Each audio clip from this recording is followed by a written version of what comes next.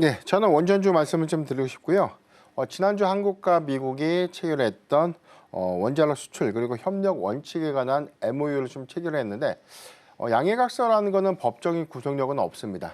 다만 우리가 좀 기대할 수 있는 요인들이 최근에 이 체코 원전 수주와 관련해서 미국의 웨스팅하우스와 지적재산권에 관련된 분쟁이 좀 진행 중인 상황에서에 대한 체결된 MOU라는 점, 이 부분은 양 기관이죠. 산업통상자원부가 미국의 어떤 에너지 정보부와 어떤 체결했던 계획이라는 관점에서 해당된 성과가 법적인 구속력을 좀 넘어서 상징적인 큰 의미는 있다라고 좀 평가를 좀 해보고 싶고요. 두 번째는 지금 오히려 이 웨스팅하우스에 관련된 향후 분쟁 부분들이 이번에 원전 동맹을 좀 계기로 해서 앞으로 구체에 대한 명확한 법적 구제 사항들에 대한 본계약으로 체결되는 그런 흐름들로 좀 이어진다면 오히려 미국의 이 웨스팅하우스와의 협업을 통해서 해외 원전 수주라든가 해외 원전 기술을 통제하는 그런 절차에서에 관련된 어떤 시너지 효과들은 좀 분명 좀 예상될 수 있는 부분들이기 때문에 이러한 기대 요인들이 지난주 목요일부터 수급으로 좀 반영되고 있는 그런 흐름들이 좀 아닌가라고 볼 수가 좀 있겠습니다. 이번에 3월에 좀 예상되고 있던 이 지적재산권 관련된 분쟁 부분들, 특히나 프랑스의 이의 제기는 기각이 좀 됐는데 대체적으로 웨스팅하우스와 관련된 분쟁을 논의를 좀 하더라도 3월에 본계약 체결에 관련된 기대감들은 거의 기정사실화 됐다라는 보도들을 일부 좀 확인했지만 그래도 미연의 어떤 지적재산권이 좀 발목을 좀 잡지 않을까라는 우려 요인들이 이번 MOU 체결을 통해서 해당된 리스크가 좀 크게 완화된 점을 좀 기억을 좀 해야 될 것 같고, 두 번째는 최근에 탄핵 정국, 특히나 제11차 전력수급 기본기획안이 원래는 작년 연말 안에 해당되는 어떤 세부안들이 확정이 돼서 추진 일정들이 좀 더 구체화가 좀 됐어야 되는데 보고 일정 자체가 좀 늦어졌습니다. 이 부분은 탄핵 정국과 정치 리스크와 관련된 이슈가 좀 부각되면서 지연이 좀 됐었다가 산업통상자원부가 해당되는 내용들, 특히나 기초안이었던 대형원전 3기와 소형 모듈 원전 2기, 전체 5기에 관련된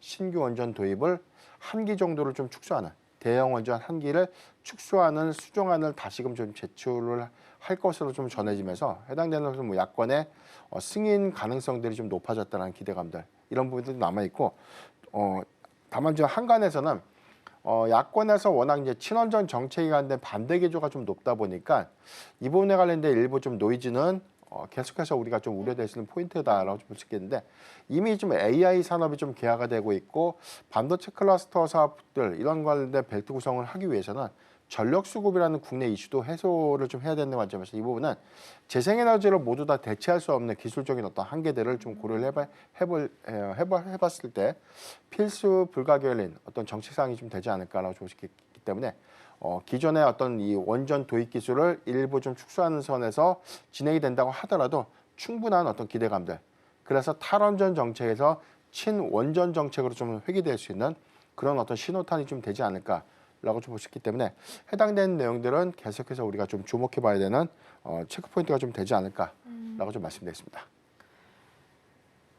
네, 원전 쪽에 대한 우려감은 일단 정치적 불확실성이 커지면서 같이 좀 노이즈가 끼고 있는 상황입니다. 단독 뉴스긴 합니다만 민주당 쪽에서 이제 16일에 에너지 간담회를 개최한다라고 합니다. 탈원전에 대해서 논란을 수습하겠다라는 이야기가 있어서 이 부분도 좀 일정상 체크해 보시면 좋겠고요. 16일이면 이번 주 목요일이다라는 부분도 함께 보시면 좋겠습니다.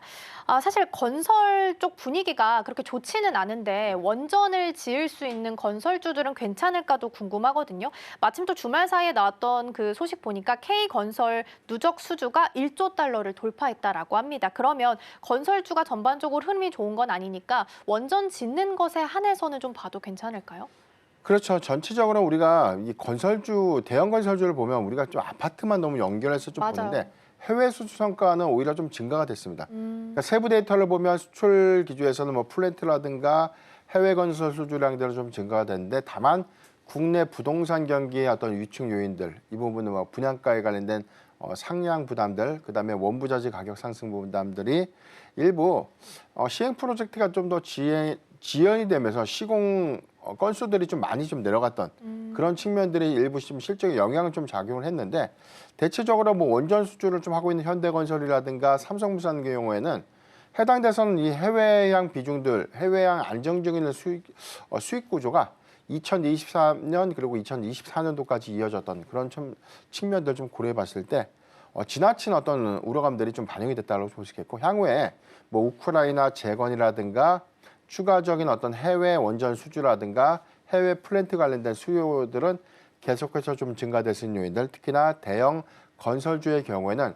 국내 부동산만 우리가 좀 바라보기보다는 해외 수주 성과들을 조금 더 주목해봐야 되는 포인트가 좀 되지 않을까라고 좀 말씀드리겠습니다. 네, 좀 좋은 포인트를 좀 지적해 주신 것 같아요. 건설주 하면 너무 아파트나 뭐 우리 국내에 한해서 부동산 시장만 볼 게 아니라 해외 수주 성과는 어느 정도 나오고 있는지 건설주 투자하실 때는 꼭 주목해 보셔야 된다라는 말씀 해주셨으니까 참고해 보시면 좋겠습니다. 그럼 이제 우크라 재건도 한 가지만 좀 보겠습니다. 사실 이쪽은 좀 조용할 때 들어갔다가 막 시끄러워지고 파티할 때 나와야 되지 않나라는 생각이 좀 들긴 합니다. 우크라 재건 관련해서 사실상 우리나라가 이렇게 입찰을 딸 가능성이 지금 높은 상황은 아니잖아요. 근데 이제 곧 3월 달에 이제 보고서 시즌이 시작이 될 텐데 그럼 이 우크라 재건 관련주 중에서도 그나마 좀 안정적인 종목을 좀 찾아주신다면 어떤 쪽 좀 괜찮을까요? 재차 좀 말씀을 드렸지만 역사적으로 봤을 때, 역사적으로 전쟁이 나고 전쟁에 관련된 전후복구가 있을 때 가장 큰 수혜 국가는 인접 국가예요. 한국 전쟁 때는 일본이 가장 많은 돈을 벌었고, 동유럽에는 마찬가지 폴란드가 돈을 많이 벌겠죠. 다만 이권 관점, 가장 많은 우크라이나를 도왔던 국가에게 많은 이권을 제공한다는 관점에서 어느 나라가 될까요? 미국이죠. 미국이겠죠. 그러니까 그런 관점에서 보면 해당되는 전후복구에 관련된 최대 수혜 국가는 미국이 될 거고, 미국을 좀 주축을 해서 프로젝트가 구성이 되다 보면 해당되는 뭐 자재라든가 원부 자재, 그다음에 뭐 용역 인력, 그다음에 뭐 건설 인력들은 어디서 좀 대체가 될까요? 주요 인접국에서 그렇죠. 대체가 될 수 있는 부분들을 좀 고려해 보면 국내 중소형 건설사가 우크라이나에서 막대한 수주를 따내서 이익을 확장시킬 수 있는 그런 부분들은 저는 뭐 너무나 좀 지나친 어떤 기대감을 좀 반영시켰다라고 좀 볼 수 있겠고, 이런 관점에서 보면 건설기계 업종은 차원이 좀 다르다라고 좀 봅니다. 건설기계 업종의 경우에는 대체적으로 수출량 비중들이 굉장히 좀 높고요. 특히나 미국향 비중을 좀 많이 보유하고 있는 전진건설 로봇의 경우에는 해외 수출 비중의 거의 70%가 북미향을 좀 추종하고 있어요. 현대인프라코어라든가 HD 뭐 현대건설 기기 같은 그런 기업들의 경우에는 수출량 비중도 높기 때문에 향후에 전후복구에 관련된 많은 건설기계 수요들은 점진적인 수출 기조를 좀 더 확장시킨다는 그런 관점에서 봐야 될 것이기 때문에 이런 부분들은 중장기 관점에 충분한 낙수 효과로 좀 이어질 수 있는 그런 점들을 좀 고려해 봤을 때 국내 중소형 건설주들보다는 건설기계 장비들을 특히나 더 주목을 좀 해봐야 될 것 같고, 이 부분은 미국향 매출 포지션들을 많이 좀 구성하고 있거나 밸류체인을 좀 구성하고 있는 그런 종목들의 선별적인 접근은 중장기 관점에서도 계속 유효하다는 점 참고하면 좋을 것 같습니다. 그러네요. 가장 옆에 있는 유럽 국가 그리고 이권을 많이 제공해줬던 미국 국가랑 관련한 종목들도 좀 보시면 좋을 것 같고요. 짧게 LA 화재 관련해서도 좀 여쭤보겠습니다. 전력기기나 전선주가 먼저 강세 보이고 있는데 이쪽은 뭐 수출 데이터도 워낙 탄탄하기 때문에 투자하시는 분들이 걱정은 좀 안 하실 것 같아요. 근데 오늘 지금 상한가 들어가 있는 위닉스나 K웨더 이런 종목들은 사실 테마 때문에 움직이고 있는 상황이라서 사실 변동성이 굉장히 큰 상황이거든요. LA 화재 관련해서 관련주, 수혜주 찾아서 투자하시는 분들한테 조언을 좀 해주신다면 어떤 말씀이 좀 좋을까요? 사실 LA 화재에 관련돼서 국내 수혜주가 과연 있을까 이런 생각 좀 하고요.